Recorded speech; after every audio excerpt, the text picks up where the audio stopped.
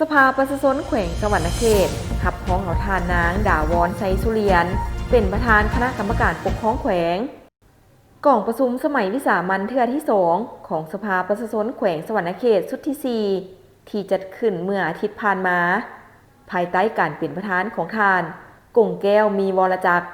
ประธานสภาประชาชนแขวงสวรรณเขตให้เกียรติของห่วมของทานบุญโจมอุบลประเสริฐกรรมการศูนย์กลางพรรคเลขาคณะบริหารงานพรรคแขวงเจ้าแขวงสวรรณเขตในกล่องประชุม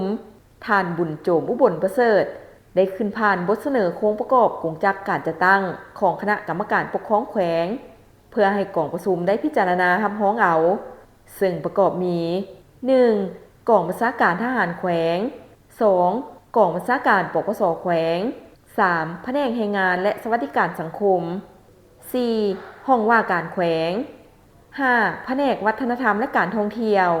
6. แผนกศึกษาธิการและกีฬา 7. แผนกโยธาธิการและขนส่ง 8. แผนกสาธารณสุข 9. แผนกการเงิน 10. แผนกกสิกรรมและสิ่งแวดล้อม 11. แผนกอุตสาหกรรมและการค้า 12. แผนกการต่างประเทศ 13. แผนกยุติธรรม 14. แผนกเทคโนโลยีและการสื่อสารต่อจากนั้นท่านนางภูธรแก้วภูวงศ์รองประธานสภาประชาชนแขวงได้ผ่านบทเสนอของคณะประจำสภาประชาชนแขวงเกี่ยวกับการเสนอแต่งตั้งท่านนางดาวรไซสุเรียนเป็นประธานคณะกรรมการปกครองแขวงเพื่อให้สมาชิกสภาประชาชนแขวงที่เป็นตัวแทนแห่งสิทธิผลประโยชน์ของประชาชนบรรดาเผ่าในทั่วแขวงพิจารณารับรองสมาชิกสภาประชาชนแขวงได้รับรองเอาด้วยคะแนนเสียงเห็นดี45เสียงจากทั้งหมด48เสียงโอกาสนี้ท่านนางดาวรไซสุเรียนก็ได้ขึ้นปฏิญาณตนในการรับตำแหน่งในครั้งนี้พร้อมนั้นท่านบุญโจมอุบลประเสริฐ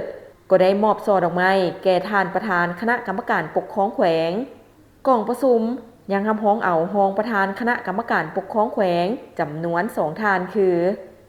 1. ท่านคำผุยศรีบุญเฮือง 2. ท่านท้องใสไสยวงศ์คำดีนอกนั้นยังพิจารณารับรองเอาการยกย้ายพนักงานนำพาคุ้มครองพิจารณารับรองการแต่งตั้งพนักงานนำพาคุ้มครองเป็นกรรมการคณะกรรมการปกครองแขวงหัวหน้าแผนกการขั้นแขวงตืมอีกมีข่าวดีจะมาบอกสำหรับใครสนใจเช่าพื้นที่ขายเครื่องทุกประเภทและเช่าพื้นที่ป้ายโฆษณาอยู่ตลาดลาวสนใจสอบถามที่เบอร์ 02058389209 สถานที่ตั้งอยู่บ้านสะพังเมืองไซธานีนครหลวงวิจันทร์